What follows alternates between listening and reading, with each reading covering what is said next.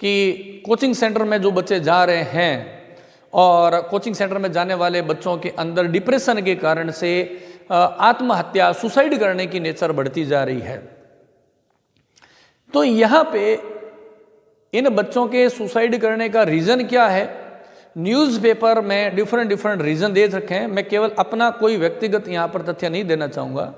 Newspapers में ये कहा जाता है कि बच्चा जब घर से बाहर किसी इंस्टीट्यूट में पढ़ने जाता है, रूम लेके रहता है, अकेला कमरा लेके पीजी के रूप में रहता है, पेइंग गेस्ट के रूप में, तो पहला तो वो उतनी उसकी उम्र कम होती है कि वो अपनी फैमिली से जब दूर रहता है वहाँ उसको इमोशनल सपोर्ट नहीं मिल पाता है।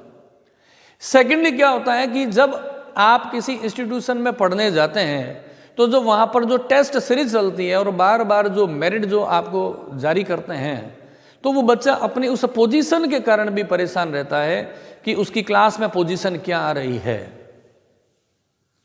तो डिप्रेशन, फैमिली से दूर होना, इमोशनल सपोर्ट का नहीं मिलना, और एक चीज जो दिमाग में बच्चों के बैठ जाती है कि अगर मेरा नीट में सिलेक्शन नहीं होगा तो मेरे जीवन में कुछ भी नहीं बचा हुआ है। ये इस तरीके से डिफरेंट रीजंस हैं, वो न्यूज़पेपर में दिए जाते हैं, मैं उन्हीं की बात कर रहा हूँ। मेरा आपसे पर्सनली तो केवल इतना ही कहना है कि जीवन में जब एक रास्ता बंद होता है तो दूसरा खुलता है। कई बार एक रास्ता जब बंद होता है तो हमें ये लगता है अब हमारी ज़िंदगी ओवर हो गई है, जबकि फ्यूचर के अंदर मैंने देखा है, बहुत बार ऐसा देखा है कि जिसका एक रास्ता जो बंद हुआ है, जिस रास्ते को वो अपना जीवन मान रहा था, उसके जीवन में उससे भी बहुत सी बड़ी चीज़ें, बहुत से बड़ी सक्सेस उसको मिली है। तो हम केवल ये नहीं कह सकते हैं कि अगर आपका सिलेक्शन नहीं होता है तो आपकी लाइफ है वो अब बची ही नहीं है, आपको जीने का अधिकार नहीं है।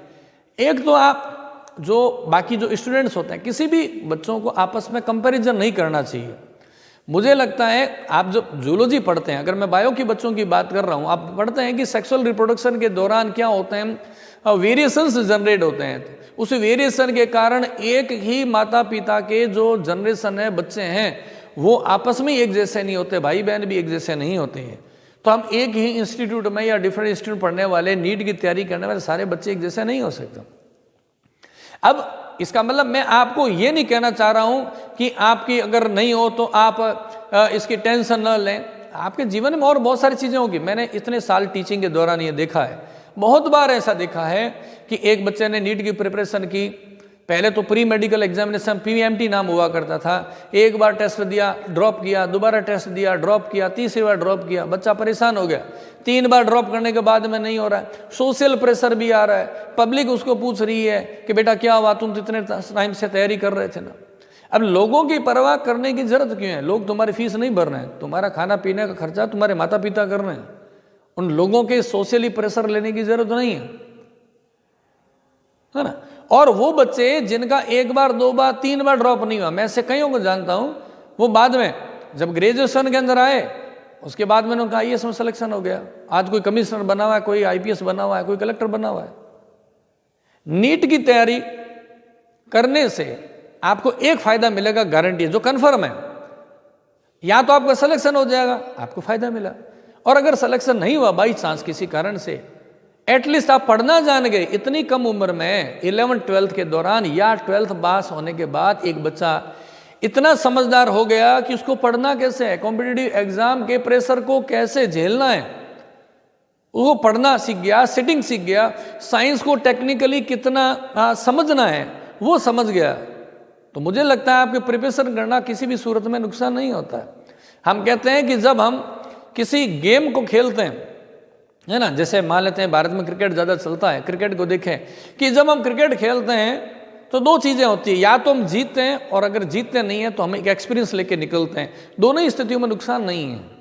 तो कभी ये डिप्रेशन में आना, ये इस तरह के बुरे विचार को लाना, ये चीज़ें जीवन में नहीं करनी है।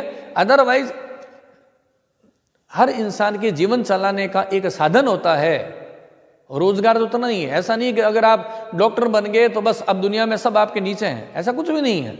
सिस्टम चलता रहता है। हम मानते हैं कि बॉडी के अंदर हार्ट होता है, किडनी होती है, लीवर भी होता है, ब्रेन भी है। हम 4 चीज़ों का कंपैरिजन करें।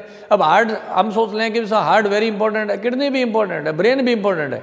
तो किसी भी सिस्टम में रहने वाले जितने भी लोग हैं, डॉक्टर हो सकता है, इंजीनियर हो सकता है, फार्मर हो सकता है, बिजनेसमैन होता है, एक सिस्टम को चलाने के लिए सभी कंपोनेंट की जरूरत होती है और सभी कंपोनेंट का नेशनल डेवलपमेंट में रोल होता है। इसका मतलब ये नहीं है कि आपका एक रोल ओवर हो गया तब आपकी लाइफ ओवर हो गई है।